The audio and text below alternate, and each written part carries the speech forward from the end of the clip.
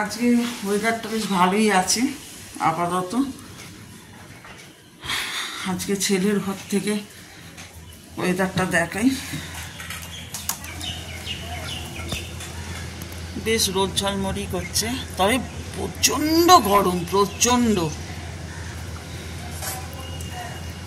আমার কিন্তু বেশ বেলফুল ফুটেই যাচ্ছে, কোনো পরিচর্যা করা হয় না। তার সত্ত্বেও আবার একটু দেখাই। আর কি দেখাবো বন্ধুরা, এই যে ফুল, আহা হা হা, কি সুন্দর লাগছে, নিজের ভালো লাগছে। এর থেকে বড় পাওয়ার কি হতে পারে বলুন তো?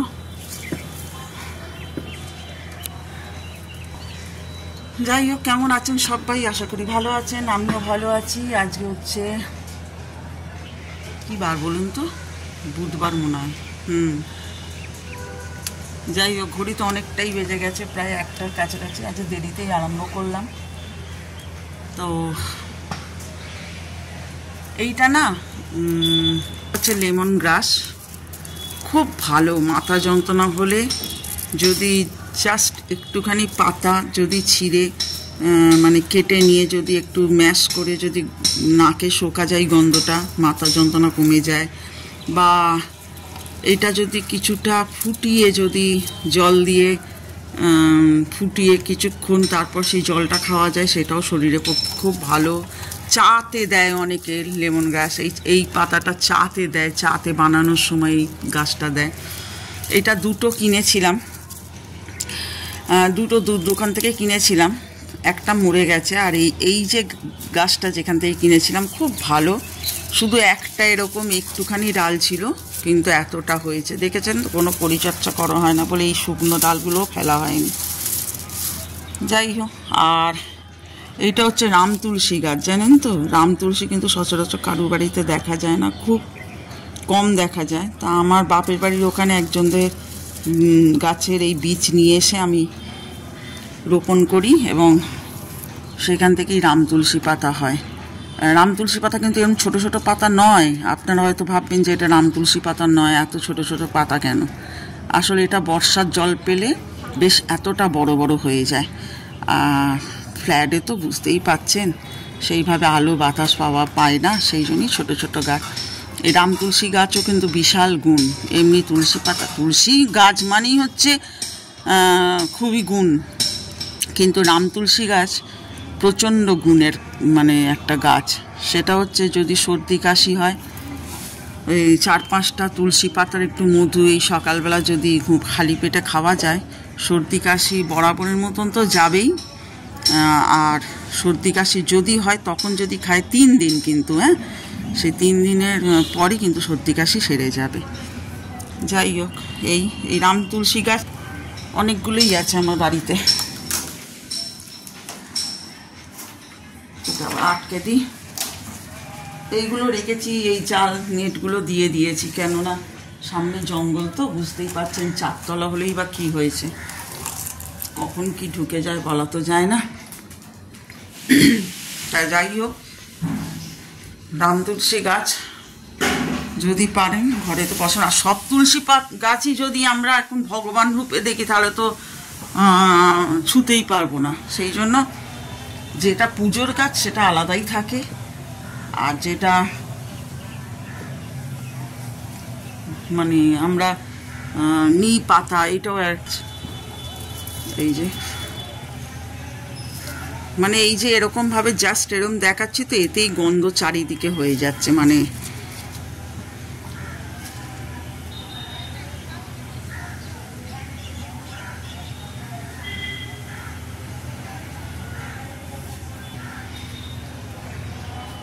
এখান থেকেও একটু ভিউ দেখিয়ে দিই।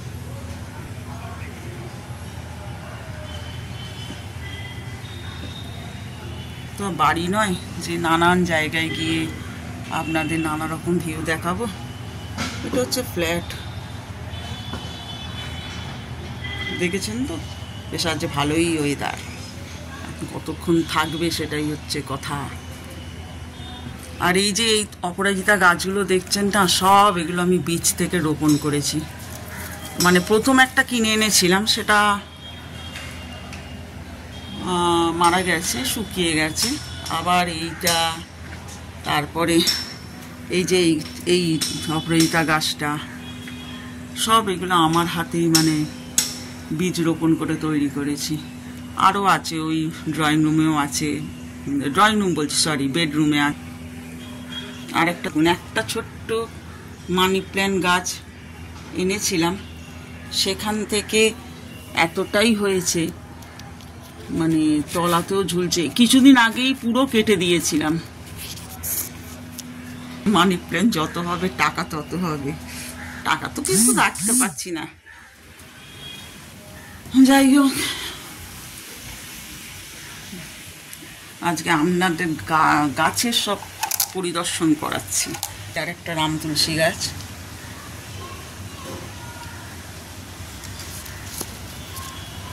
আর এই যে এই অপরাজিতা গাছগুলো সব বীজ রোপণ করে, যেটা কিনে এনেছিলাম সেটা কিন্তু বললাম শুকিয়ে গেছিল। আর একটা ছোট্ট লজ্জাপতির ডাল এনেছিলাম, এই লজ্জাপতি গাছের এইটুকুনি হয়তো ডাল এনেছিলাম, কিন্তু দেখুন ভর্তি হয়ে গেছে। ভালো লাগে আমার গাছ বসাতে। এখন যদিও প্রায়ই বলি আপনাদেরকে, পরিচর্যা করা হচ্ছে না। যাই হোক, এই হলো। এইবার ছেলে চান করতে গেছে, ছেলেকে খেতে দেবো, তারপর নিজে চান করব। রাখছি, আবার পরে আসছি। কিছু শর্টস দিচ্ছিলাম, তাই একটু লিপস্টিক ঘষে নিয়েছি। যাই হোক, এবার এখনো খাওয়া হয়নি, খাবো। পুজো হয়ে গেছে, তারপরে তো বিকেলবেলা শোয়া হয় না, কারণ লাইভে আসি। আর শর্টসগুলো দিচ্ছি, কেমন লাগছে সেটা প্লিজ কমেন্টে বলবেন আপনারা। এই আর কি, একটু সাজলাম বলে, একটুখানি সাজলাম বলতে একটু লিপস্টিক দিয়েছি, চুলটা খুললাম। কেমন লাগছে বন্ধুরা? খুবই বাজে। যাই হোক, কিছুটা গুছিয়ে এলাম ছেলের খাবার। আর আমাদের যাকে বলি দিয়ে যেতে, ও রুটিটা দিয়ে যাবে। আমি আজ বলেছি দুটো পরোটা দিস ওর সঙ্গে, কেন আমি রুটি খেতে পারি না একদম, আর চেবাতেই যেন গলা আটকে যায় এখানটা, রুটি একদম ভাল লাগে না খেতে। তা বলেছে ঠিক আছে, আর তরকারি একটু করব। আর ছেলে কি বলে দেখি, ছেলে খাবারটা করব, মানে খাবার মানে এখন গুছিয়ে রাখবো। ও তো 10:30 11টার সময় খায়। কি দেখাও বলুন, কিছুই তো বাইরেও বেরোচ্ছি না। তবে কালকে একটু ইচ্ছা আছে, মানে সামনাসামনি একটা জায়গায় যাওয়া, সেখানে একটু আপনাদের সঙ্গে শেয়ার করতে পারবো। তা দেখা যাক কী হয়। আর এখন বাজে 7:30, আমি কিছুক্ষণ আগেই লাইভটা শেষ করলাম। আর লাইভ শেষ করতে পারছি না, এক এক করে বন্ধু চলেই আসছে। সেই জন্য, নাহলে আমি আগে তো 4:30 থেকে 6:30 অবধি করতাম। এখন অনেকটাই দেরি হয়ে যায়, 7:30 বেজে যায়। তাও 3-4টে বন্ধু বলছে আর একটু গল্প করবো, কিন্তু করা হচ্ছে না, কারণ অনেকটাই দেরি হয়ে যাচ্ছে, রান্না বান্নাও থাকে। যদিও রুটিটা আমাকে দিয়ে যায় এক বোন, এটা একটু সুবিধে। আসলে বেশি লাগে না তো, হাজবেন্ড 3টে খায়, আর আমি হয়তো রুটি খেলে একটা। আর ওকে পরোটা বলেছি, 2টো পরোটা বলেছি করতে। তো যাই হোক, এই কালকে একটু যদি যাই তো আপনাদের সঙ্গে শ্যুট করব। আর রাত্রিবেলা রান্না বলতে ছেলে তো যেটা বলবে সেটা করব, দেখা যাক আর কি শ্যুট করব। হ্যাঁ, তরকারিটা করব, সেটা একটু নিশ্চয়ই দেখাবো। থরথর করে ঘামছি দেখুন।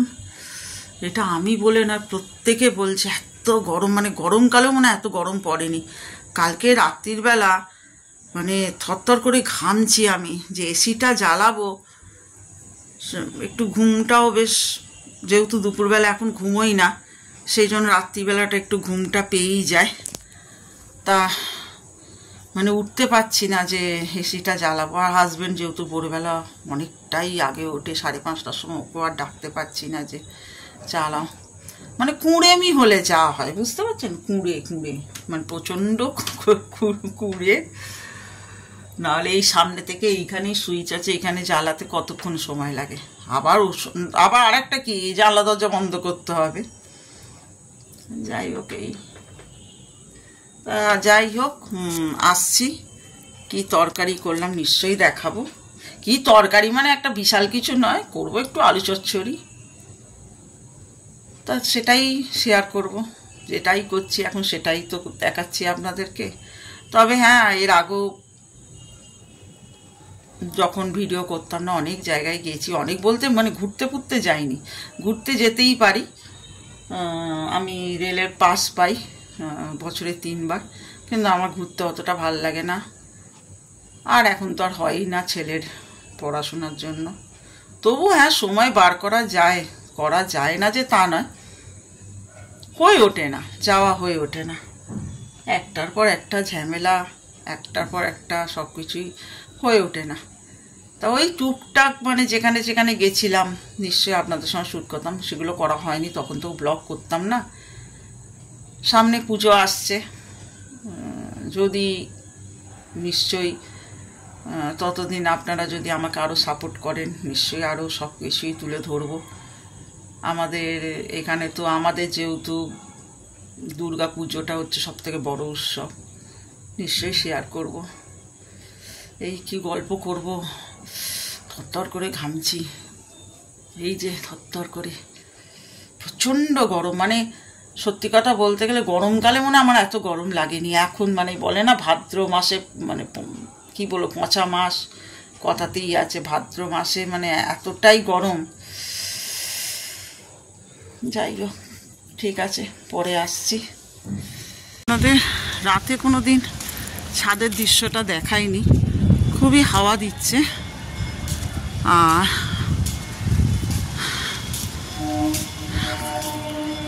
এই যে ওই দিকটা হচ্ছে গঙ্গা, আর ঠিক ওইখানটা করে আছে দক্ষিণেশ্বর মন্দির, খুবই ভালো জায়গা। তাই ভাবলাম যে একটুখানি আপনাদেরকে ছাদ থেকে ভিউটা দেখাই।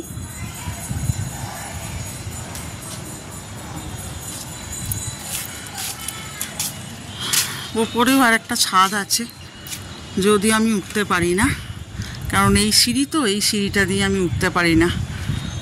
সেই জন্য ভাবলাম আজকে কি দেখাবো, কিছুই নেই, তাই ভাবলাম একটুখানি যাই ছাদটাই আপনাদের পরিদর্শন করি আসি।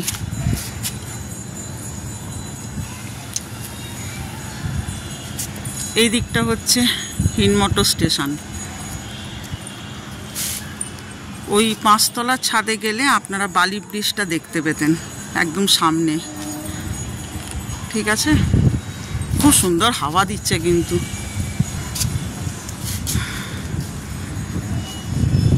আমি বিধ্বস্ত অবস্থায় রান্না করে এলাম, তো রান্না বলতে তরকারি, আর ছেলে যেটা খাবে গিয়ে দেখাবো। খুবই বিধ্বস্ত অবস্থা।